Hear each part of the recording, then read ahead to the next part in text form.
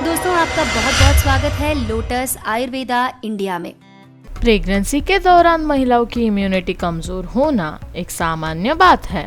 ऐसे में सर्दी जुकाम आदि बड़ी जल्दी आपको पकड़ लेते हैं। समय पर इसका इलाज करना भी जरूरी है, नहीं तो यह अजन्मे बच्चों के लिए कठिनाई का कारण बन सकता है।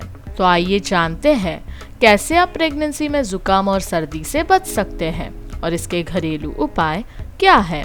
किसी भी तरह के ट्रीटमेंट से बेहतर है कि आप अपना किसी भी बीमारी से बचाव करने की कोशिश पहले से ही करें। हालांकि 100% ये गारंटी होना संभव नहीं है, पर फिर भी बचाव तो किया ही जा सकता है। जुकाम के वायरस हमेशा हवा के जरिए ही फैलते हैं। यह न फैले इसके लिए सबसे पहला कदम है कि आपको अपने आसपास साफ सफाई का विशेष ध्यान रखना होगा। जब आप बाहर जा रही हो तो हमेशा अपने साथ हैंड सैनिटाइजर रखिए। हो सकता है आपको कहीं हाथ धोने का मौका न मिल पाए, ऐसे में हैंड सैनिटाइजर आपके काम आ सकता है। जैसा कि पहले भी बताया गया है कि प्रेगनेंसी के दौरान इम्यूनिटी कमजोर रहती है, तो ऐसे में कोशिश करें कि आप बीमार व्यक्ति के संपर्क में न आए, क्योंकि ऐसा करने से आपके बीमार होने की संभावना ज्यादा है। तनाव सामान्यतः भी बहुत सी बीमारियों को बुलावा देता है, इसलिए प्रेगनेंसी के दौरान ज्यादा स्ट्रेस होने की वजह से आप बीमार पड़ सकती हैं। इसलिए ज्यादा स्ट्रेस न लें।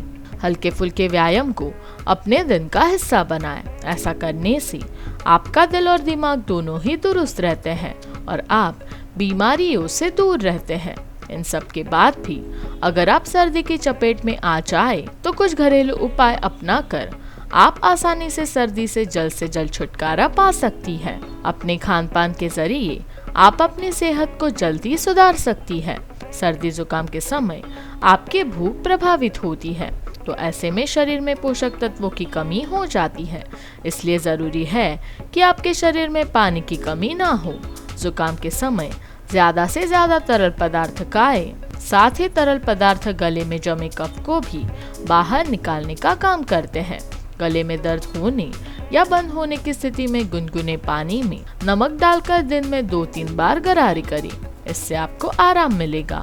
अगर आपकी नाक बंद है या गले में जकड़न महसूस कर रहे हैं तो आप तुलसी पत्ते डालकर चाय बना सकते हैं। इसके अलावा अगर आप चाय नहीं पीना चाहती है तो पानी में तुलसी के पत्ते उबालकर उस पानी का सेवन कर सकती है। सोते हुए आपकी नाक बंद ना हो, इसके लिए अपना सिर सोते हुए ऊंचे तकिए पर रखें। इससे आपको सांस लेने में आसानी होगी। जुकाम की वजह से नाक बंद होने के कारण सांस लेने में तकलीफ होती है। ऐसे में आप गर्म पानी से भाप ले सकते हैं। इससे आपको जरूर आराम मिलेगा। ज्यादातर मामलों में सर्दी जुकाम आदि केवल मां को प्रभावित करती है और बच्चे पर इसका प्रभाव ना के बराबर होता है, पर फिर भी ज्यादा लंबे समय तक बीमार रहना आपके शरीर में पोषक तत्वों की कमी कर सकता है, जिसका असर आपके बच्चे की सेहत पर पड़ सकता है।